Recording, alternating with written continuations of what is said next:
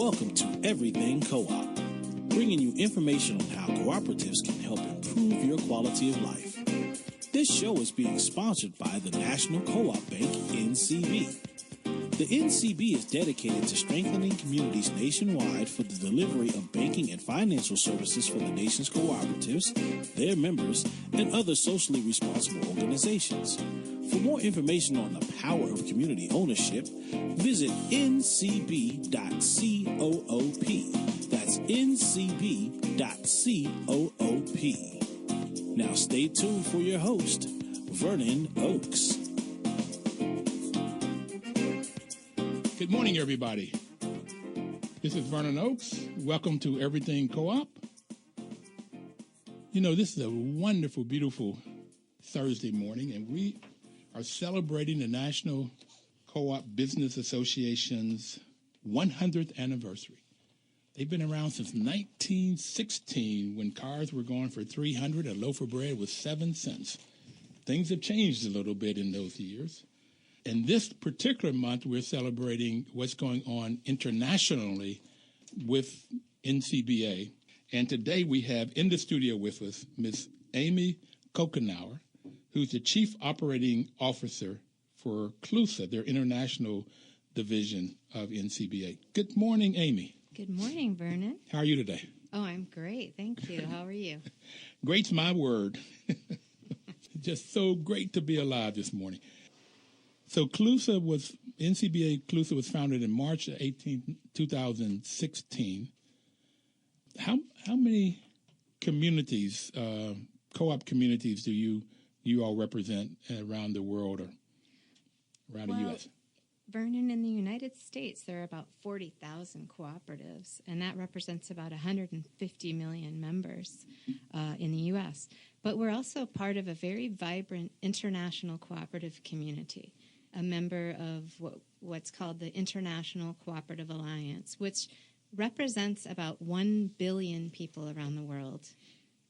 And last week, Chuck Gould, their general director, I guess it's like the president or chief executive officer, was on the program. He called in from London last week. Yes, I know Chuck well. Yeah, great guy. Very good guy.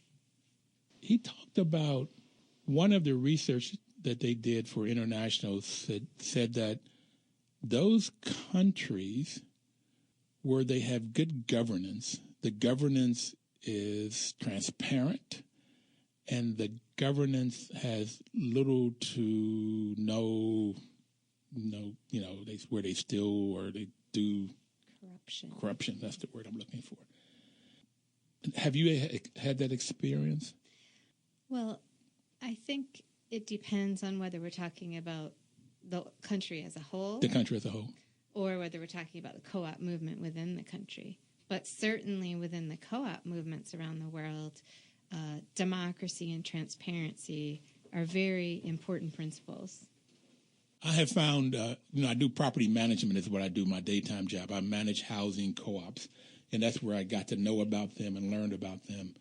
I did not learn anything about co-ops in my formal education. I have a couple of masters, but nowhere did they talk about co-ops. And I have found that if a housing co-op has good governance and good management, then they can be successful. And the good part of that is knowledge and integrity, where integrity is the most important.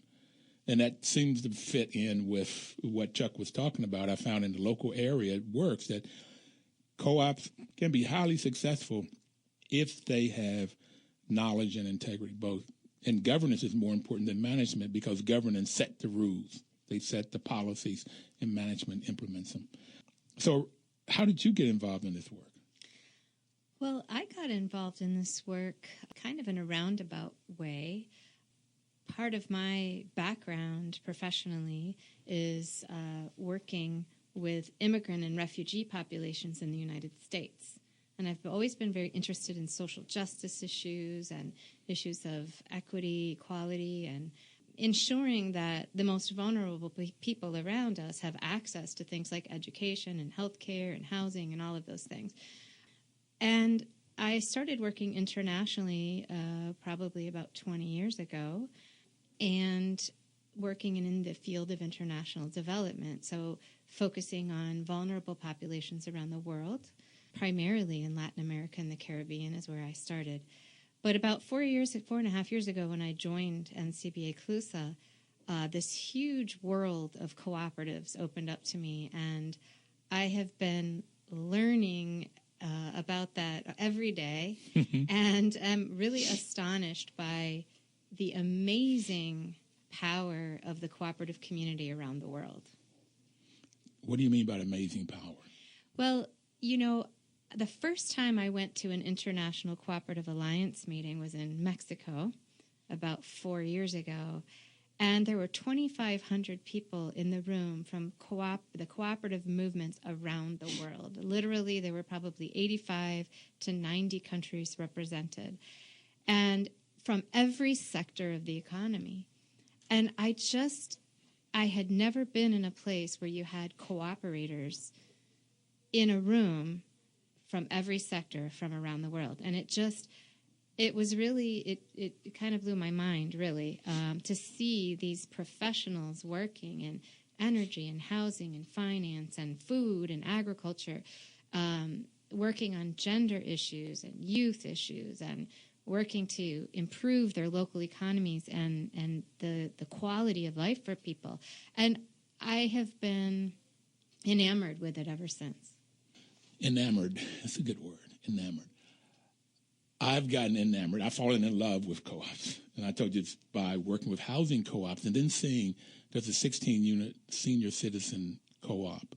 Watching these seniors where it looked like in the beginning nobody had any more than a high school education, but come in and run a really good business.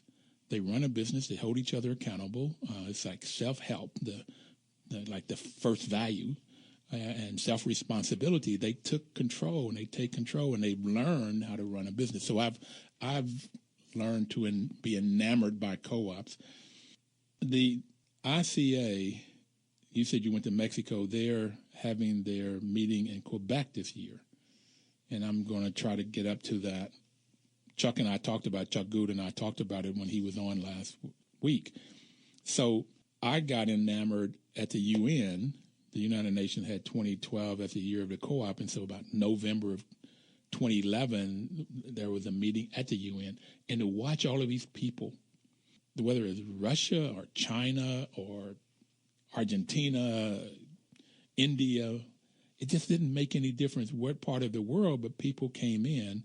And Dame Pauline Green was on the show, and she said that they've had people. She was the chair of ICA. She had 6 or 8 years. She's off now. And she was saying that on their board, all kinds of different people. It didn't make any difference. Religion, political, sex, gender. I mean, it just didn't make any difference. People came on because there's one thing in common. That's family and community. And that's what co-ops bring. That's right. And actually, I was there at the same time you were at the UN. I'm surprised we didn't meet each other then. And it was very powerful to have folks speaking on the floor in the General Assembly at the UN, having the ambassadors from all of these countries stand up and talk about the power of cooperatives in their countries and what co-ops are doing to transform economies, particularly for very vulnerable families. So it's exciting, and a lot of progress has been made since 2012. Being on that, listening, I was invited because I was the president of the National Association of Housing Co-ops, and they said I could not talk. I could just be there and listen, and so I just had to soak it all up and listen to it, and it was phenomenal watching people and seeing how they were working in co-ops all around the world. So you say there are about 40,000 co-ops around the world with 150 million people. That's just in the U.S., actually. Oh, in the United States, yeah. Around the world, the ICA estimates there are about 1 billion people who are members of cooperatives around the world. And you think about that and what that means for those families and those communities to have improved access to education, healthcare services, financial access, food markets, etc. So you've been interested in social justice, equality, I guess, financial equality. So it sounds like you should run for president because it seems like those are the kinds of things that are out there right now. Well, I think I have my hands full right now with the 20 countries that CLUSA is working in. And it's very fulfilling to work in this field in international development with that foundation of cooperative principles and values that drives what we do in CLUSA. So I'm going to ask you this real quickly. Do you like what you're doing? I love my job. It's actually a privilege, to be honest. It's a privilege to work with the amazing team that I have and to be able to visit the countries where we work and talk to people who are benefiting from our programs and partnering with us. And it really, truly is a privilege to see the impact of our work on people's lives. The privilege and what you love about is how you affect people. Is that right? I mean, you see how you and your group affect people and change lives. That's right. That direct impact is something that just brings daily fulfillment in my life, and it's actually a vocation. A vocation? What do you mean? It means something that one is called to. Oh, now you get into the spiritual side of it. That's right. Okay. Very much so. Okay. I had one show just talking about the spirituality of co-ops because it is, very rewarding. And I used to ask that question at the end of the show, but sometimes we wouldn't have enough time. So I started asking it at the beginning because everybody has been on the show for 2.5 years. For 2.5 years, all love what they're doing. So it's got to be something here because we're in the co-op world, help communities. Matter of fact, Papa Sen, who was on 2.5 years ago in October, he's from Senegal, and he said that co-ops solve community problems, and if there's not a community problem, there is no need for a co-op. And I've been saying that ever since. He sort of branded that on me that's the reason for co-ops is to help people solve their problems. We're right at our first break. Amy, we'll be right back. We'll get the news, the weather, and a little traffic, and we'll come back. Please don't touch that dial. 1450 WOL.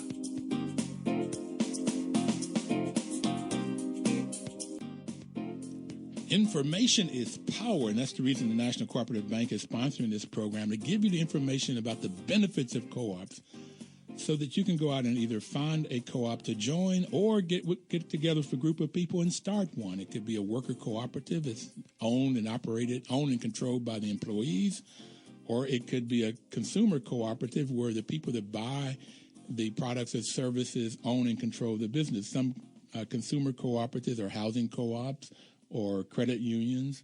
There is a healthcare consumer cooperative in Madison where the patients own the business. So it's a patient-centric business. But right now we're going to come back with Amy and talk about what's going on internationally. She's enamored with what she does. She loves what she's doing because it's a calling. She gets to help people, and that's where she started off with. But now she's able to help people with the cooperative model. So we're going to talk about Africa in this segment, and in the next segment, we're going to talk about Southeast Asia, some of the things that's going on there. In the last segment, we're going to talk about Latin America, and she's going to give you her sense of why the U.S. should care about what's going on around the world. So you said you're enamored. You love being on the ground. So what are some of the things that's happening that you're doing in Africa? Vernon, we're working in about 12 countries in Africa right now, and our work is heavily focused in the rural sector, in sustainable agriculture, food security and nutrition, natural resources management, and, of course, cooperative development. So helping farmers get together, work together to improve their businesses through cooperatives. And you said natural resources? Yeah. Water, as everyone knows, is a huge issue in terms of... Why do you have to go to Africa? Why don't you just go to Flint, Michigan? I know. But also land, conflict on use of land, water, and other resources. And so one of the areas of work for us is working with communities on how to sustainably manage, as a community, these natural resources. That helps avoid conflict, but it also provides livelihood opportunities for people. So when you go on the ground, what are Can you give me an example of a project that you're working with or that you've been enamored with when you see people, how it helps people? Yeah, I'd love to. Let me tell you a little bit about what we're doing in Uganda. Uganda is an interesting place. It's the youngest population in the world. So in the U.S., our median age is about 38 years old. In Uganda, the median age is 15 years old, very young.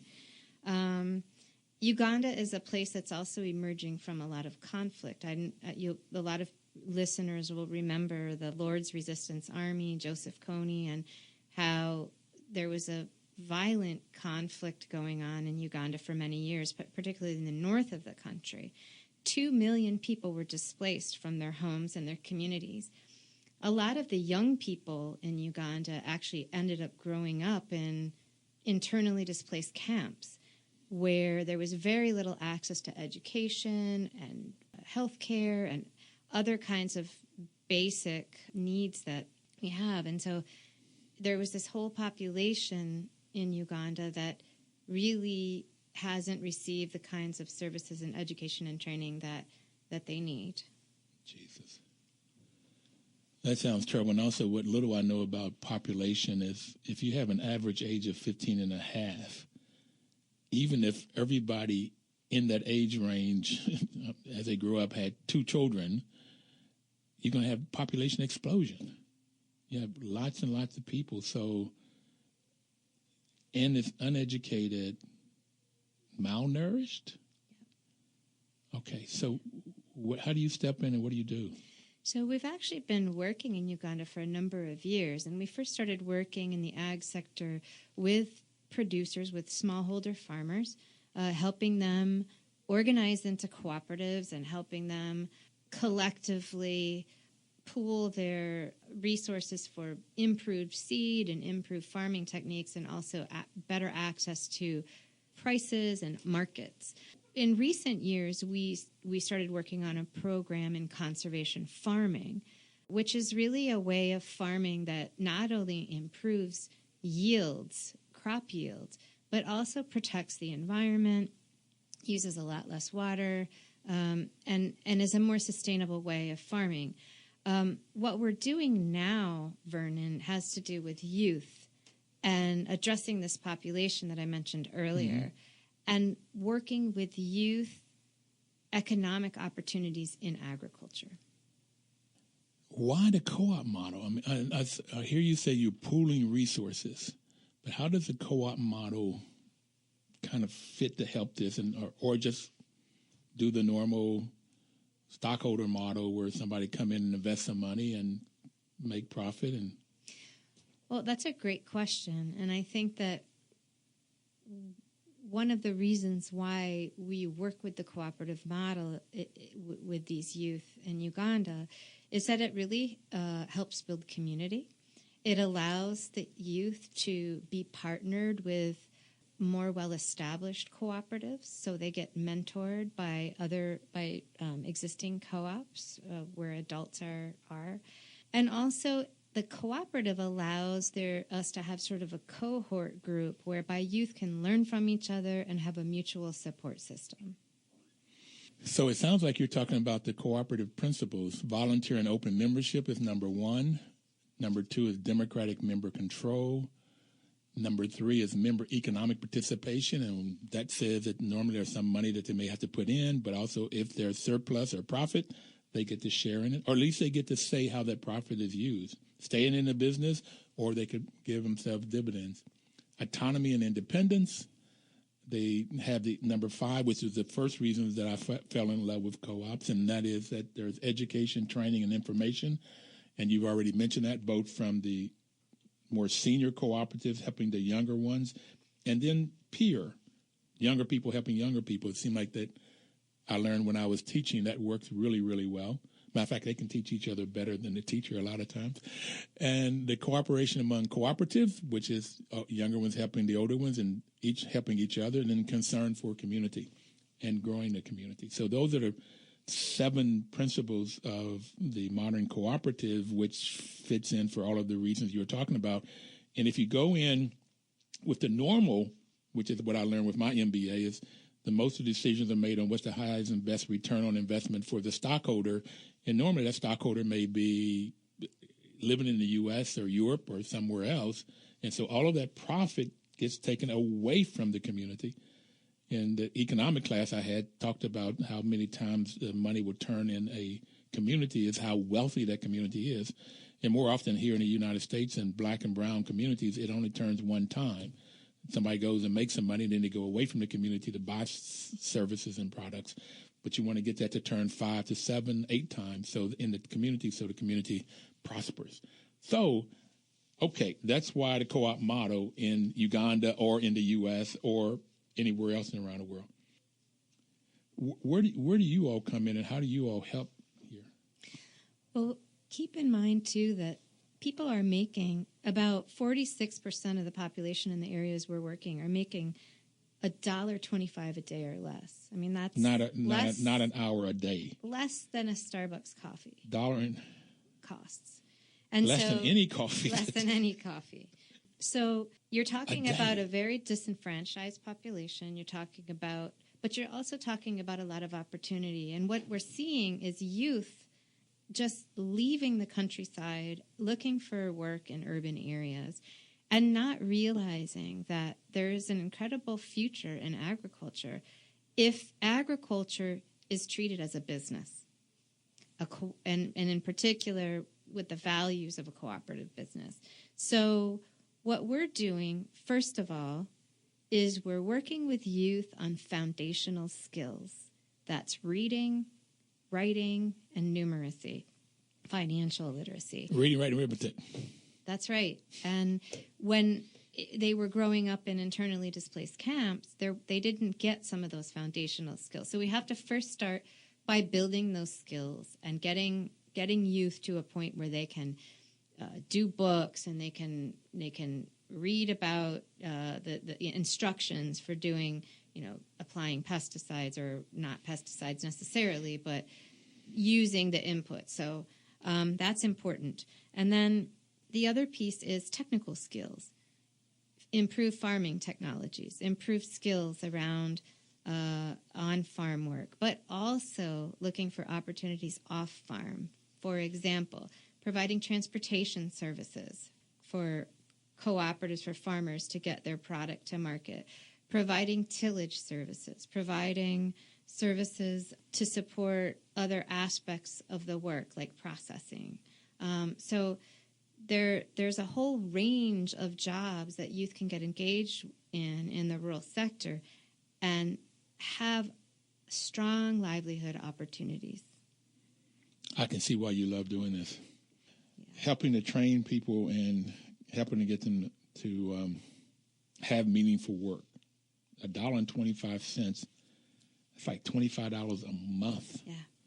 Jesus. And the other piece is, we're working to target 26,000 youth right now in this project that's funded by the MasterCard Foundation. And in order to reach that number of youth, the association, the cooperative model, is a very important vehicle to be able to reach that number and to provide a learning and supportive environment. So we're going to take our second break, and then we're going to come back and talk about what you're doing in Southeast Asia.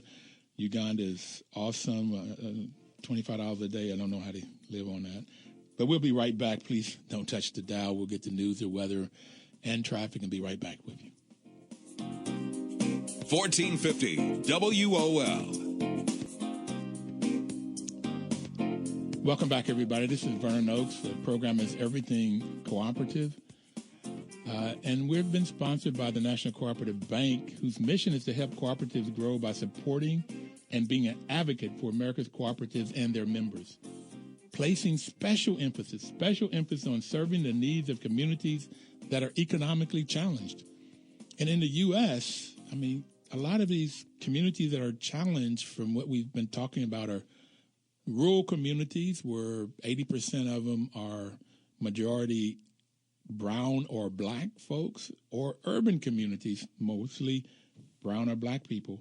But when you go to places like Uganda, that's war-ravaged for many years, average age 15.5, and income of $25 a month or thereabout, $125 a day, they're tremendously economically challenged. And NCBA CLUSA celebrating their 100th year today. We have Amy Coughenour with us today, who is talking about what's been going on or what they've been helping and using this cooperative model to help people around the world. We talked about Uganda in the first, just talked about Uganda. Now we're going to go to Southeast Asia, and it looks like war there too. Caused a lot of problems. Yeah, East Timor is something we heard about a lot in the news back in 2001, around there, 99, 2000.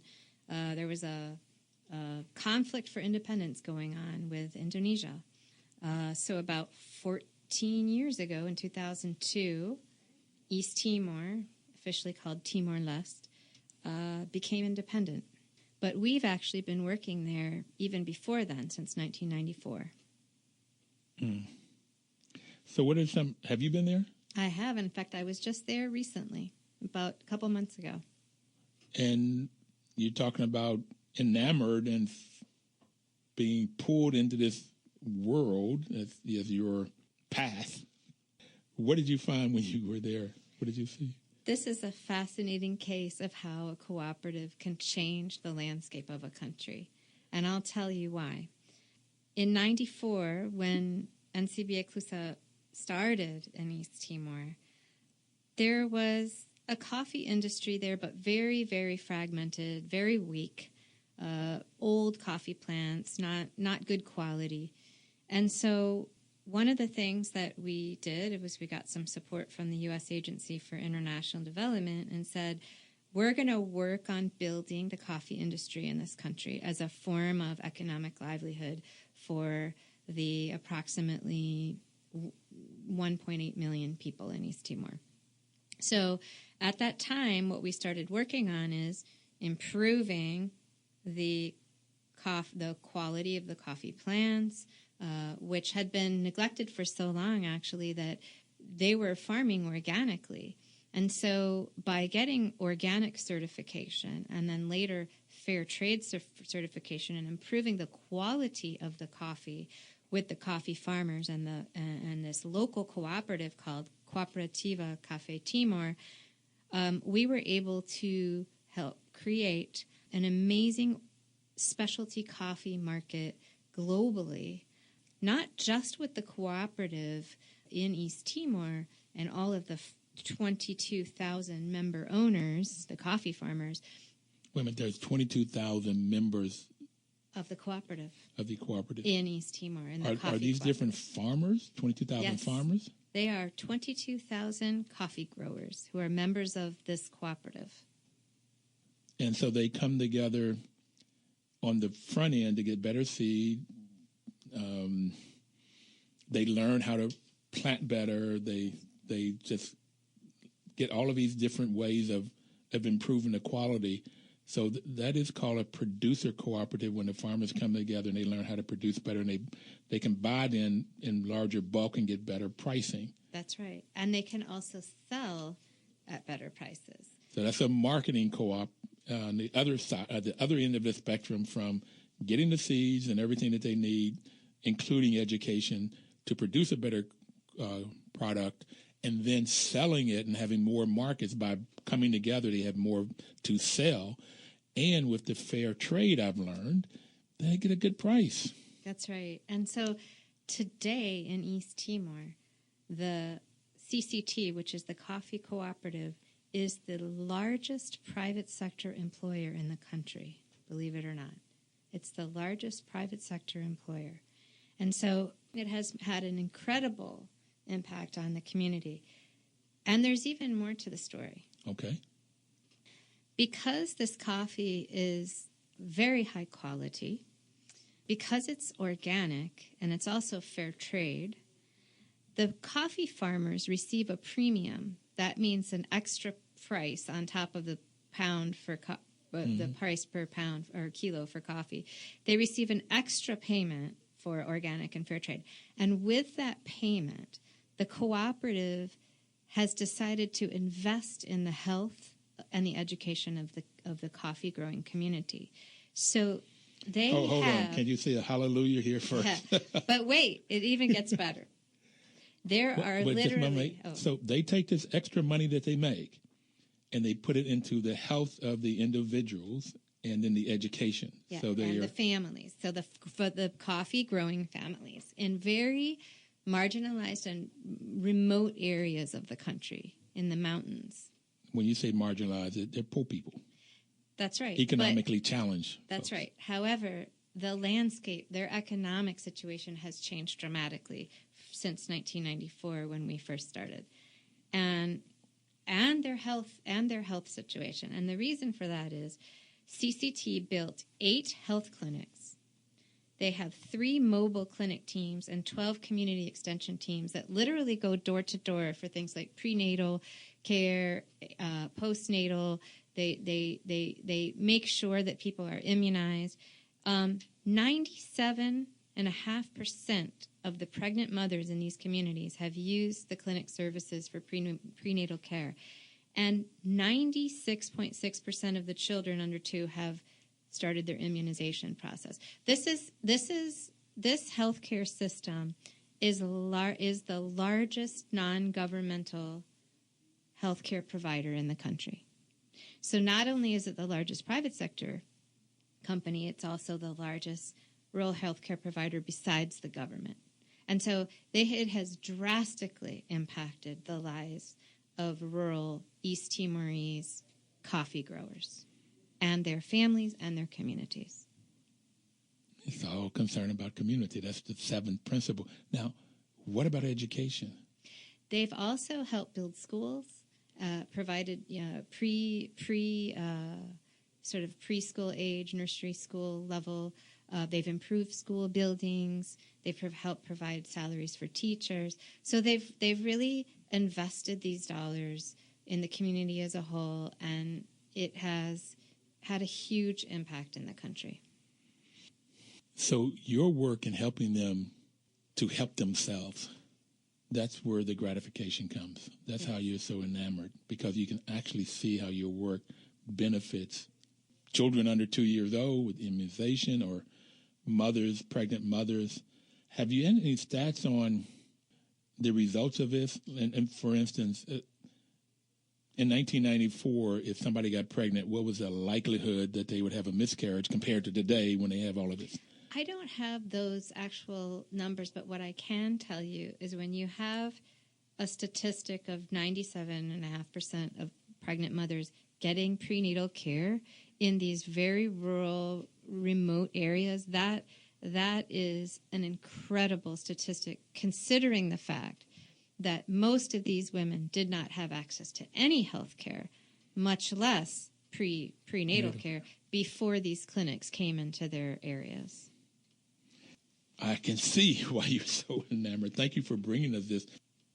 What do you see that's going to happen there now?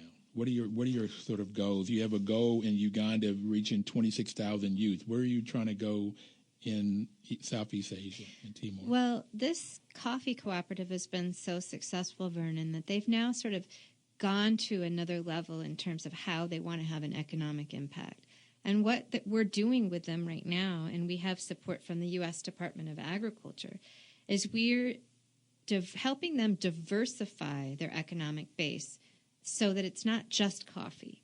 They are now planting high-value crops like cassava and vanilla and pepper and cocoa, which are high-value crops with a guaranteed market that allow other kind of farmers in other regions of the country to also have an economic benefit from this cooperative. So the cooperative, if the farmers plant those crops, the cooperative will guarantee the purchase, and that guarantees an income for these farmers. Okay. What about fruit stands? Or you talked about transportation once earlier on. So you need transportation. You talk about education, health, housing. So the cooperative isn't necessarily providing housing, but I can tell you how the cooperative has impacted individuals and families. There's this woman that I met when I was there just a few months ago. Her name is Agustina. She's 26 years old. Agustina? Agustina. She's 26 years old. She has 4 children. She lives in a very poor area of the country. And she was given the task of she wanted to cultivate vanilla. And vanilla is a very, very difficult plant to grow. It's almost like an orchid. She built this amazing vanilla seedling structure, fantastic, and cultivated thousands of vanilla seedlings in this structure. She is going to sell those seedlings to farmers, and she's going to make at $150 a kilo. And with that money, when I asked her what was she going to do with this income that she's now getting that she didn't have before, she's going to build her own house, which is currently pretty much a shack, and she's going to provide support for her 4 children to make sure that they're in school and they have what they need to be educated. Is she a single mom? No, she does have a husband as well, but she used to just she used to sort of sell fruit that grew on her property on the side of the road, which is very, very unstable sources of income, very seasonal, very limited. And now she's making some real serious money for her area, and she is improving her standard of living for her and her family. And that's just one example of many. And you met her, and you had a chance to talk with her and touch her and see how it goes and see the enthusiasm in her eyes. And yeah, it was really great to see. And I have to say, some of the world's most renowned vanilla experts have been out to see that operation and have said that that's one of the best seedling structures that they've ever seen. And she built it out of sticks and thatching from palm branches and things. It was amazing to see. It was a wonderful example of what training and focus on skills that are needed to improve one's lives, how they can transform somebody's life. What a creativity. Like, she wouldn't have had a chance to be that creative without the co-op model, without you all being there, and provide something for the world. That's right. And mark my words, we're going to be seeing some amazing markets for vanilla and cassava and coming out of there. And I did forgot to mention, and I think this is important, the buyers for the cooperative. In other words, who does the cooperative sell to when they buy this product? They're selling to major global trading companies like Starbucks and Green Mountain and McCormick's, which is here in Maryland, buying these products. And so this is an amazing example of the economic benefit and the social benefit that cooperatives bring. Amy, thank you so very much for bringing us these stories of what's happening in Asia and Africa with NCBA CLUSA being around for 100 years. We're going to take our final break. We only have one more segment to go. It goes fast when I'm learning and having fun. Thank you very much. We'll be right back. 1450 WOL.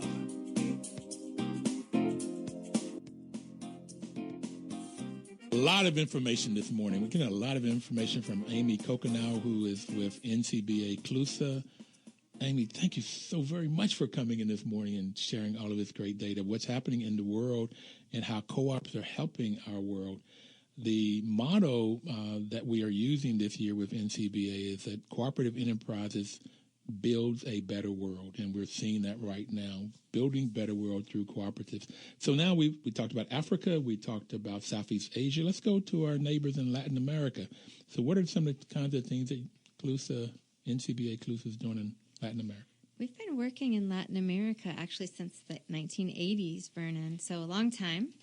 And we've been working very much in the rural agricultural sector. And right now, we actually also have a project in coffee. Okay. But there's a big problem going on with coffee in Central America right now. What is it? Well, it's actually a fungus that has plagued the coffee. It's called coffee rust. And it attacks the leaves of the plants, which pretty much has wiped out about 80% of the coffee harvest in Central America. So if you're a coffee farmer, you can imagine the kind of devastation that has created with rural families in Central America. So this is going on right now as we speak? It's going on right now, particularly the harvest 2012 to 2014. Harvests have, in some cases, some farmers and cooperatives have lost almost 100% of their harvest in some areas. So it's going on now. How do they survive? Well, not well. And it's been a really, really difficult time for these rural families. A lot of them have had to migrate, either internally into the cities or into other countries to find work. And it's really been a huge challenge in these areas.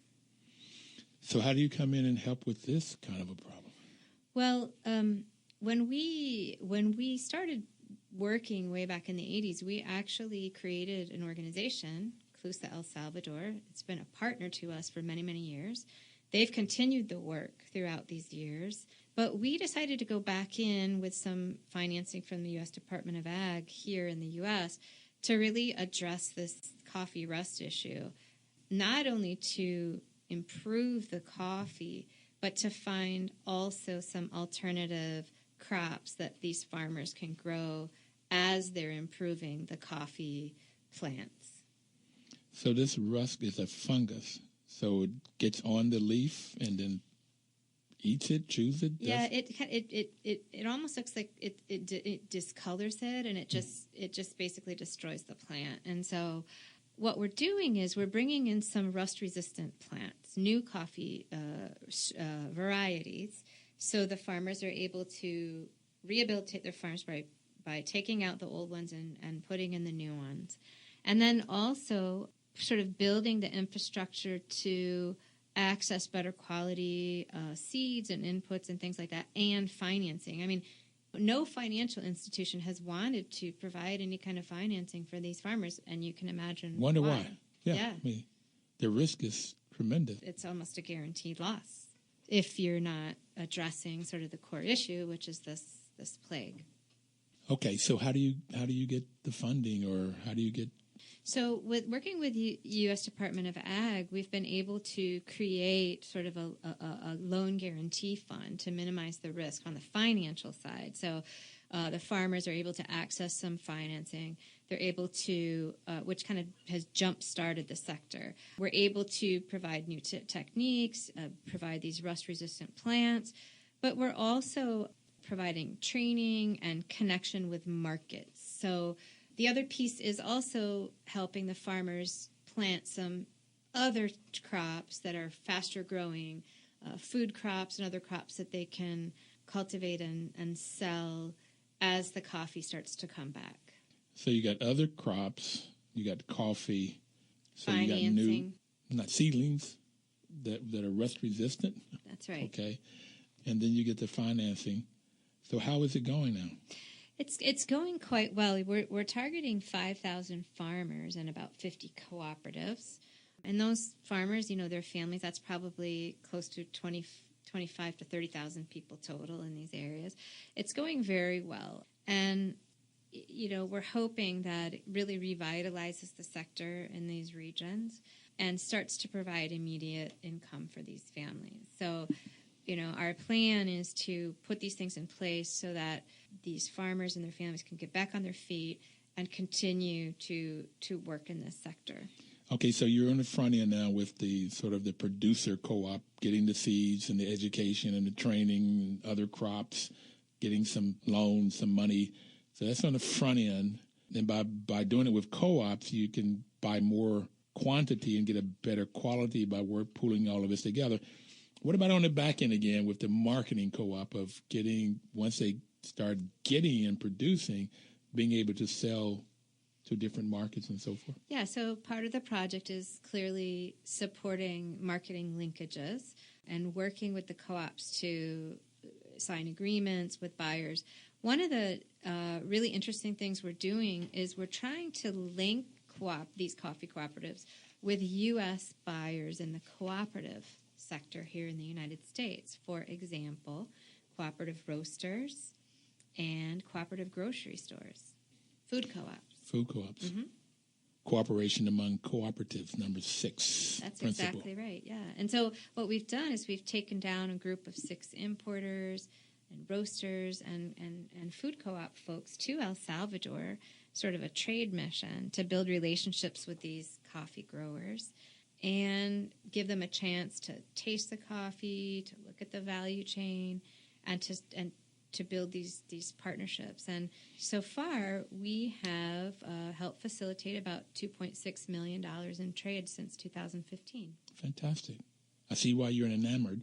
But you got Africa and Uganda with war, Southeast Asia and Timor with war, and in El Salvador, it's fungus. Yes, but you know what? When we started in El Salvador, there was also a war going on. Oh, so these areas of conflict are particularly challenging, and it's important through the cooperative model to build the sense of community and support and working together to make something move forward. Working together. Cooperative community. Okay. So I have a couple more minutes. What would you like to leave, Amy? What would you like to tell the audience? Well, what I'd really like to share with folks is that, cooperatives are a worldwide phenomenon. They are used to improve lives around the world. And in the business that we are in CLUSA International, which is the business of sustainable development, cooperatives are an amazing tool to help us achieve sustainable development in these very vulnerable communities around the world. And in the world that we're living in now, when we're seeing crashing of financial markets and people sort of struggling to make a living wage and people struggling with issues around healthcare and education, people should really take a look at this cooperative model and figure out in our context how to support it. And you can support it through the products that you buy, the kind of sourcing. For example, if you go to REI to buy your outdoor goods, or you go to a food co-op to buy your food, or you use a credit union. We can make choices as consumers and as individuals to support this model. I know that I have found it to be fascinating. I'm enamored. That's a new word for me to use. I love co-ops for watching people sort of blossom and bloom. I talked about the seniors. You're talking about the lady, I missed her name right now. Augustina, who's creating vanilla seedlings. Who would have thought? So, yes, it's fascinating to watch it work. It's and anybody out there listening, you can also look up housing co-ops. There's a lot of them in D.C., starting in the 1920s and 1930s. Most people don't know that the Watergate the 3 buildings down there are co-ops. So NCBA is trying to get the word out, get people to know about co-ops, and then so you can make choices. The Occupy Wall Street people, co-ops the answer. Credit unions are the answer. You can find credit unions. And if you have a problem in your community, daycare centers, schools, transportation, you need jobs, looking at the co-op model is a way of doing it. Yeah, I totally agree with you.